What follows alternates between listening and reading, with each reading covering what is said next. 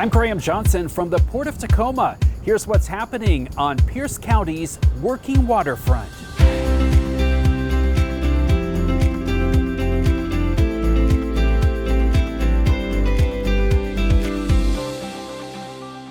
We begin this month with a 10th anniversary celebration of the Northwest Seaport Alliance.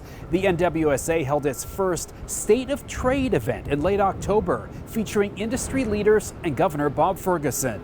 The Alliance is the marine cargo operating partnership of the Port of Tacoma and the Port of Seattle. It formed in 2015 to manage both harbors as a unified gateway. What's really critical from my perspective, and I know from yours, to strengthen these gateways so our ports grow and maintain a competitive edge. The governor talked about how Washington is one of the most trade-dependent states and how the agriculture industry in particular depends on ports.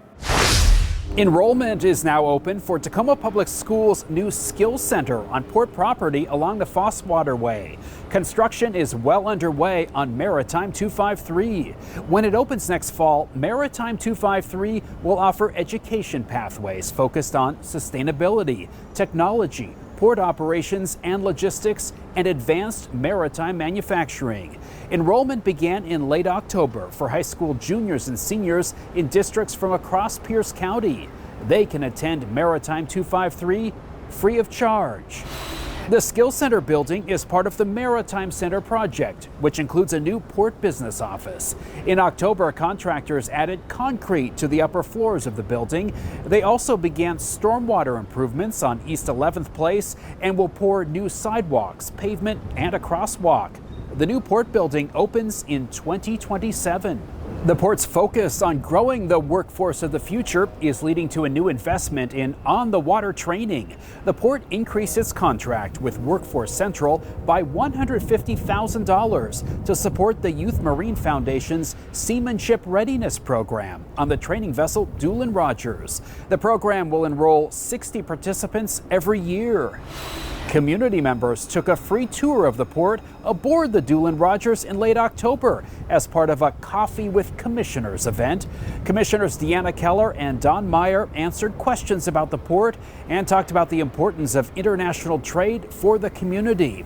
I would recommend this for everyone who is interested in finding out what goes on right here. You can find out about future Coffee with Commissioners events by following the port on social media and by subscribing to our monthly community newsletter, Pier Side, at portoftacoma.com.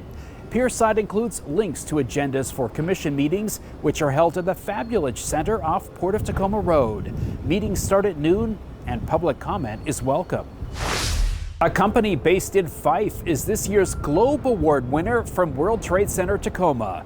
Art Morrison Enterprises designs and manufactures chassis for classic cars, and a significant share of its products are exported. The Port of Tacoma supports World Trade Center Tacoma, which connects local businesses with overseas markets. The awards ceremony was held at the port's administration building. The Northwest Seaport Alliance is reaching out to truckers who work in the gateway.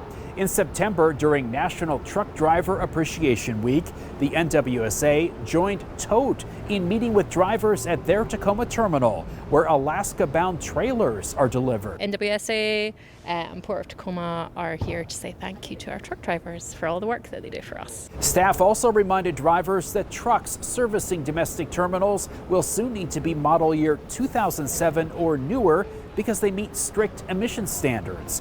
The rule already applies to trucks servicing international terminals. Fall is the time salmon return to local rivers, and the port joined a special event in Puyallup. The Salmon Homecoming celebration at the Puyallup Fish Hatchery included a Port of Tacoma booth and a visit by the port's biologists. The Puyallup River Watershed Council organized the event. Finally this month, what a turnout for Touch a Truck. More than 3,000 people visited the Port of Tacoma's Administration Building parking lot on October 4th for the annual family-friendly event. Touch a Truck lets kids get a close-up look at the big equipment working at the port and meet the people who operate it. I think the whole community should come over here. It's awesome. You know, the kids get to take a look at all the different trucks over here and all that stuff, so it's pretty cool. The event featured lots of fun activities and virtual reality goggles that show a view from the cab of a container crane. Lots of community partners help make this the port's biggest event of the year. Thank you for watching. We'll be back in December with a new edition of Working Waterfront.